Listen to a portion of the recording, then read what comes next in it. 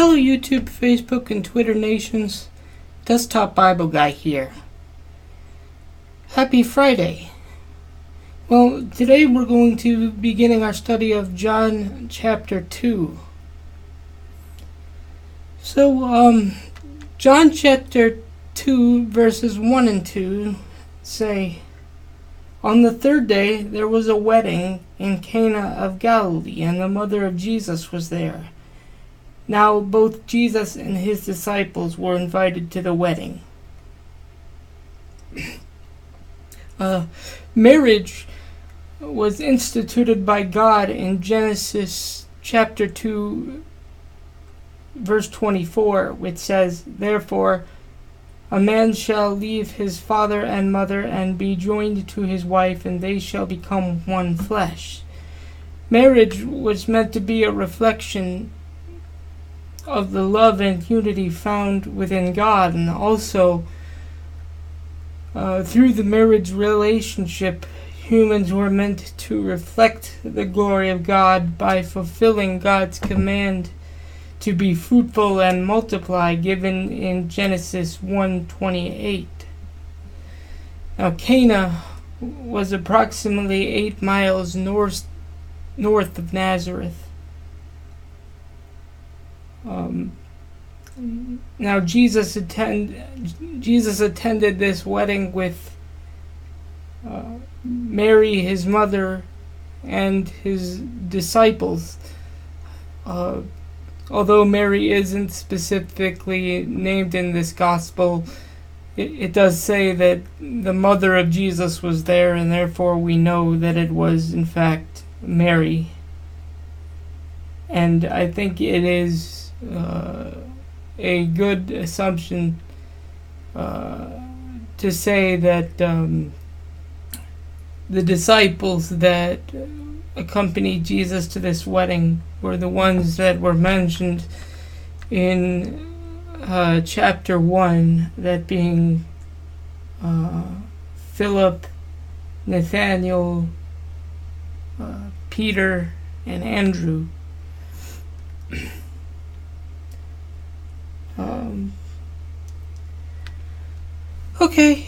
Moving on to John chapter 2 verse 3.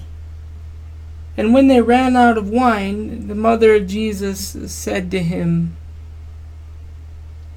'They have no wine.'" In Jewish culture, weddings were major celebrations that could last up to a week, and running out of wine would be considered a cause for major social humiliation and embarrassment. In other words, this was a big faux pas.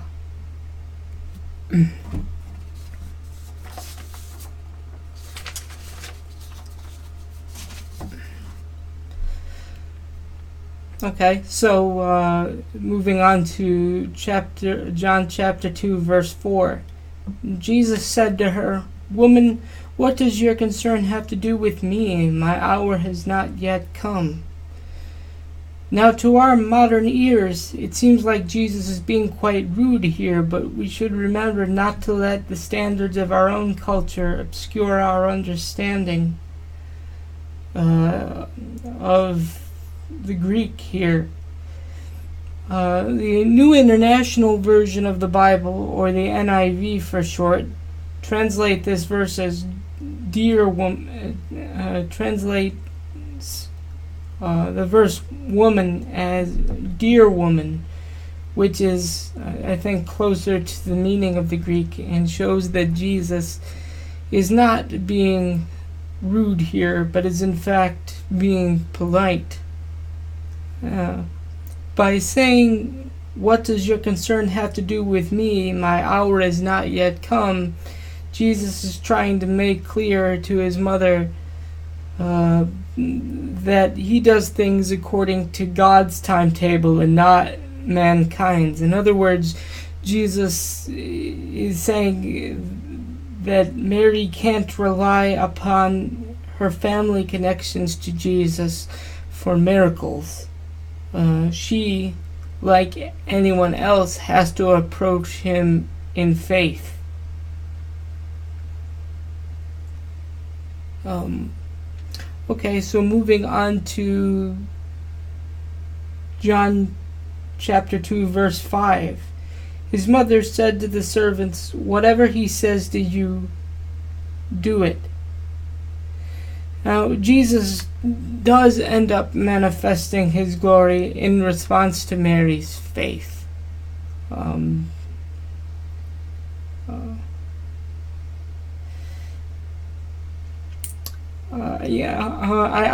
think this is again really important to emphasize.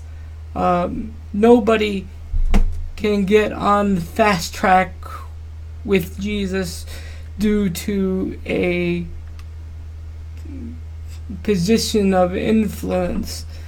I think this is relevant for us today because although nobody today can claim a family relationship with Jesus quite like Mary could, I think this is really important still because I think it can be applied today by saying that, just because you're a church leader or a Sunday school teacher or somebody within high influence within the church or an ordained person or something like that, that gives you no more or less influence with God as any other person. All people, regardless of their station or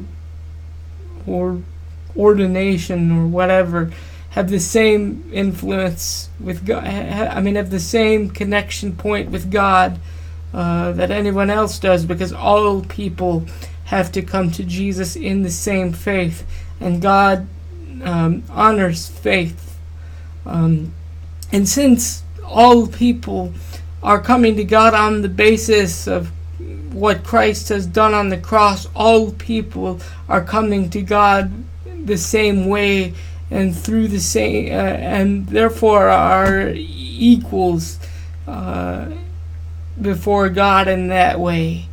I'm not saying that there aren't people that do great things for God, and I'm not saying that they shouldn't be recognized for that, but I'm just saying that somebody like a pastor or a priest doesn't have like a hotline to God, if you know what I'm saying. So I just wanted to take a minute and emphasize that. I think that was important. Okay, so moving on to 2:6 here. What I'm going to do here is I'm actually going to go ahead and read verses 2:6 to 2:11 as one block, because I think they're all related to the same event, and then I'll go ahead and explain it after that. And I think after I'm done with that explanation, it'll be a good point to cut it off for this episode. So anyway, verses 2:6 to 2:11 say, "Now there were 6 water pots of stone, according to the manner of purification of the Jews, containing 20 or 30 gallons apiece. Jesus said to them,"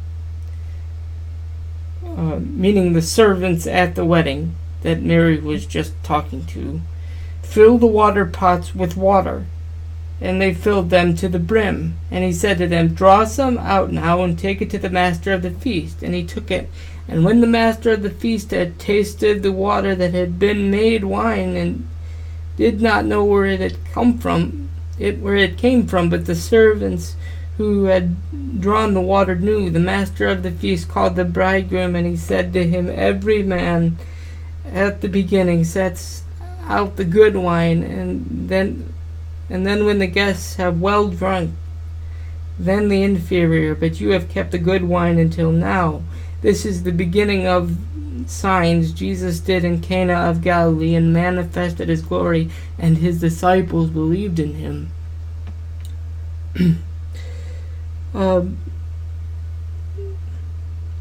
So Jesus' first miracle was meant to fulfill the Jewish ritual of purification. These verses open by explaining that there were 6 water pots present for the Jewish ritual of purification. Now, what the Jewish ritual of purification is exactly what it sounds like. The Jews would wash their hands before engaging in certain activities like eating, in order to symbolically emphasize their need to wash themselves clean of sin. But what Jesus is actually doing with this miracle here is he's filling these pots to the brim and setting them aside. Basically, and his miracle here is meant to signify the fact that because Jesus, the Lamb of God who takes away the sin of the world, has come, and because of his work on the cross, he will be the one that atones for all sin. There won't be any further need for ongoing purification. Anyone that's under the blood of the Lamb is permanently purified from sin, and therefore he can take the water pots and he can set them aside, basically bringing fulfillment to this ritual. Christ says in Matthew, I didn't come to abolish the law, but to fulfill the law. So this is what we see happening with Jesus' first miracle. And I think that's an important thing to remember with regard to all of Jesus's miracles. Every one of his miracles have a broader meaning than to fulfill the present need of the moment and the present context of the moment. Each of the miracles that we'll see in the book of John are meant to fulfill a Jewish institution of some kind, or are associated with a Jewish feast of some kind, and we'll see that as we go forward in our study. So in the context of this first miracle and this account in chapter 2, we see this miracle taking place and actually fulfilling 2 institutions. Like I pointed out at the beginning, this happens in the midst of a wedding, which is significant because even in the book of Revelation, the ultimate symbol of Christ's final victory over evil is called the marriage supper of the Lamb, and I think so. That's one instance where wedding symbolism comes in, and also this turning water into wine miracle is significant because for Jews, wine was a symbol of great joy, and wine was celebrated as a sign of God's blessing, and wine was celebrated as a gift from the Lord. This is not meant at all to say that Jesus is condoning getting drunk at a party. Far from it, but more to emphasize the fact that the Lamb of God has come.